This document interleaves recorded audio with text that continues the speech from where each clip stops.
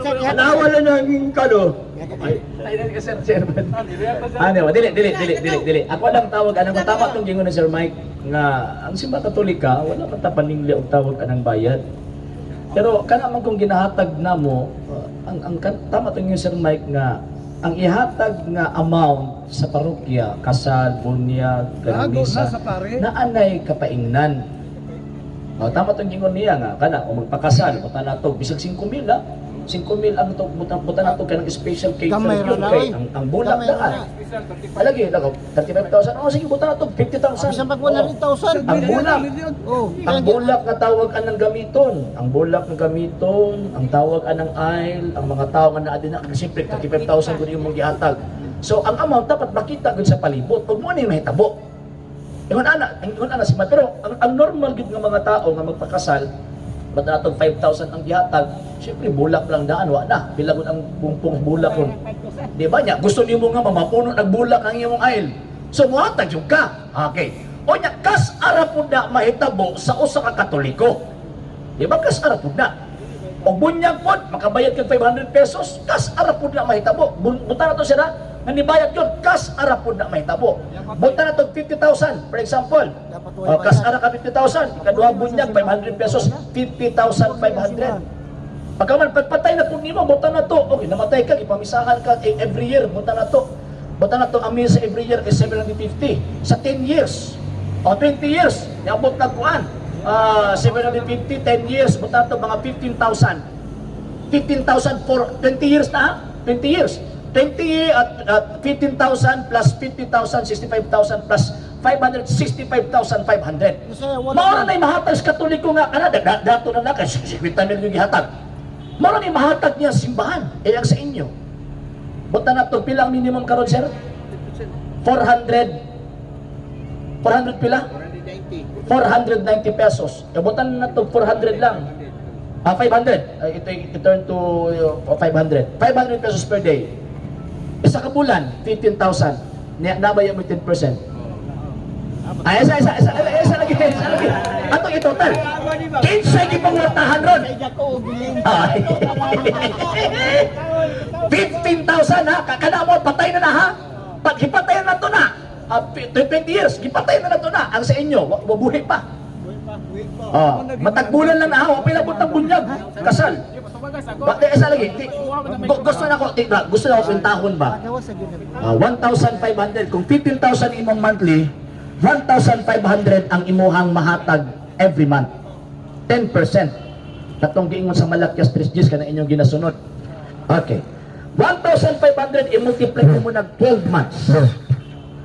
1,500, 15,000 sa 10 months. Pagkahuman another 3 is 18,000. Okay. 18,000. 18,000 sa 1 year. I-multiply na to na og 20 years. 18,000, 180,000 sa 10 years. 360,000 sa 20 years. Buhi pa ka. Kinsa gyud pangwartahan ron? Katoliko. Yo, tubag na ko. Dili sa magpangutan naman ni muha dili man tubag. At igot lamang ko ni hatag, igot lamang ko ni hatag og tawag anang kuan. Igot lamang ko ni hatag. Ang pwede na kinsay gipangwartahan. Ang kwarta nga gihapangayo sa panahon na magkasalbunyag na ay kapaingnan. Ang kanang tawagan ng inyong disposito o sa pagdad, bahay-bahay ni pastor. Okay. Sa isa ka membro, 360,000. Ibutang na to. Ibutang na to nga naamoy 100 ka membro. 3.6 billion every Sabadista nga nabuhi nagsabadista 20 years. 3.6 billion. Mo ni makuha ni pastor. So karon ang pangutana ada imong kaugalingon sir. Isa pa. Lagi. Pangutan-ada yon ang imong kaugalingon. Kinsay nakakwarta og dako? Katoliko o among pastor? Sige. Ako explain ang 10% ha. Ang among pastor, ang isaligan na nasweldo lang. Ano sweldo? Oh, naisweldo. ang 10% bawasan na sa suga, tubig, ug mga pag-repair simbahan. Ang babilin nga 5% na naipadala na sa General Conference. Nya bawal sa pastor magnegosyo sa pastor sa Seventh Adventist. Ang isaligan na sweldo lang. So ang mga pastor sa Seventh Adventist bayaran. Bayaran gani. So, ang buhat ipasabot, tama gid itong giingon nga pastor burot membro alaot. Sindado man si pastor. Ang amo ang mga pari honorarium no intaw na sila. Dili standard ba kumbaga depende sa kadako sa parokya. Ang inyo ha sindado pastor na dai nga ipugos yung 10%. Maburot og dako si pastor kinokol taw ni hawak ka sa pagkakatoliko ay hindi ka gusto magkwartahan diha ni hinungag pagkwartahan ka.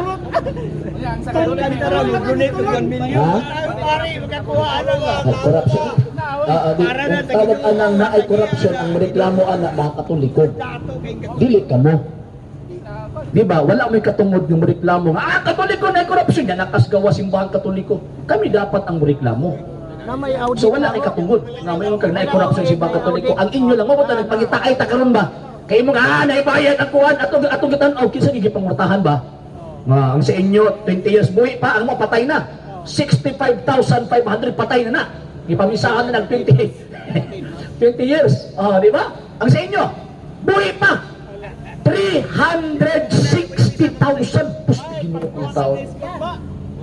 Sir, ako tawag anang musakuan pa timbangon na to. Kana lang 10% pa lang na ha. Wala pa lang o pa nilabot sila sa uban pa mga halad-halad ninyo. Dili, pansik.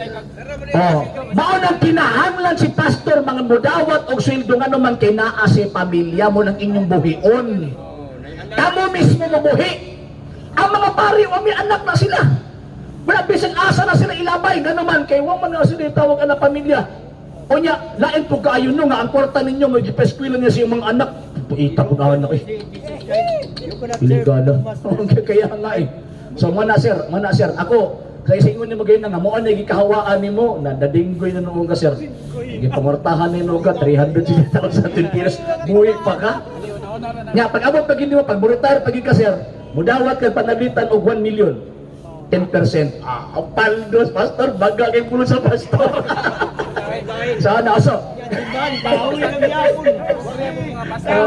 Oy, mo question. Sir, mo question. Kanang giniingon nila mga pupri daw ang mga pastor 70 Adventist. Asa na inyong halad? Murakot siguro. Asa na ang inyong halad? Ha? Ang amo agi makit-an magin nimo. Explain naman ako, ang 5% pabilin ipadala dun sa gani ipadala General Conference ipadala. So mas dato tong si ang pamilya ni Ellen G. White. Kay tawag anang mo man to ang incorporator ana, ni Pundok. Si pamilya ba? Asang tuldok. Ellen G. White? Tutukod oy. Oy binuang man dili ay binuang man kanang founders din ha. Now na dili na adjective or verb. Sir. Gibinuangan jud kay sir, gibinuangan jud ang baccalaureate ba? Kanang founders kana sulat sa inyo ang tawag anang what people need to know kanang inyong 27 doctrines. Wana tawag anang noun na. Dili na action word, nakaka-plug or verb. Tama ba ko? Verb action word. Dili na action word.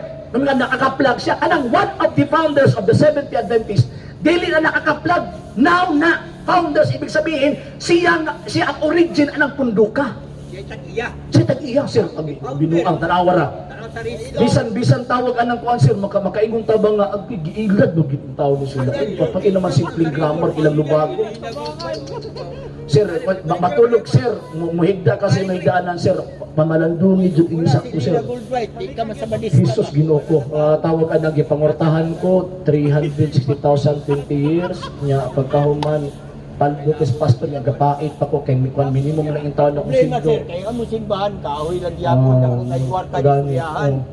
Bahin-bahin na sa mga marama Dali sa tuwa, tanawan na nga tuwa.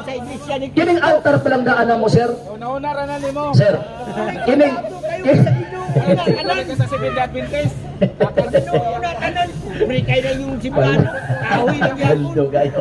Kapalito galugya. So, pero, sir, granting mo at admitting nga, sige, ana na lang, pero ang point din ha is, gipamortahan din mo og 360,000 pesos sa mga minimum earner nga mga trabahante. Kay 10% pa lang. Wa pa lugo nilabot ng ilang mga donasyon kanang love offering nila every Saturday ninyo ang simbo. Panilabot. O, idagdag pa na to. 300,000. Yung muhatag ka, ato lang ipaubsan. 10 pesos taga Domingo.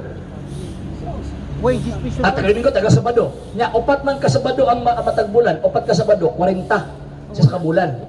40 pesos. I-multiply ni mo na into 12 sa isa 1 year. kada sesyon. Multiply na to, maabot sa mga 480 pesos sa 1 year. Sa 10 years, 4,800. Sa 20 years, 9,000. Idagdag dito sa 360. 9,000 na, nagdisigrasya na. Pati nanong dako. Dako na.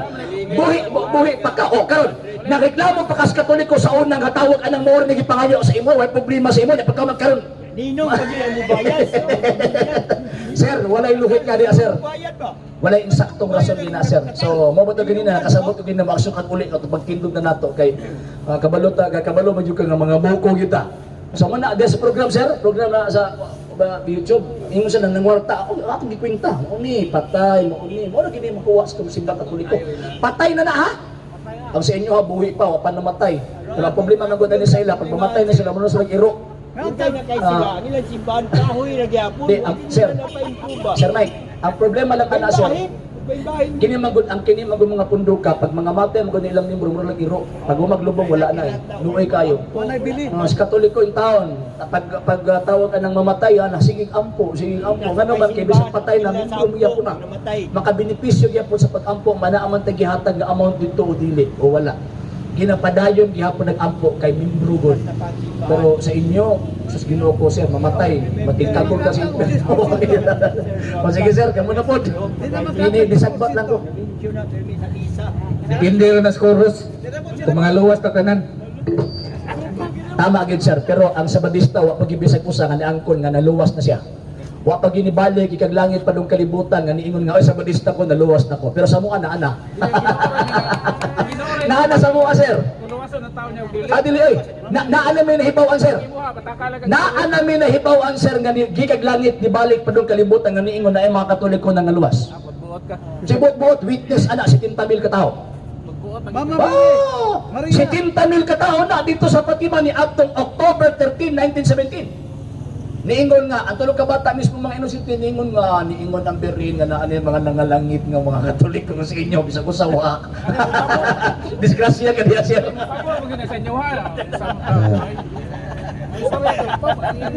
Ito nga, kanang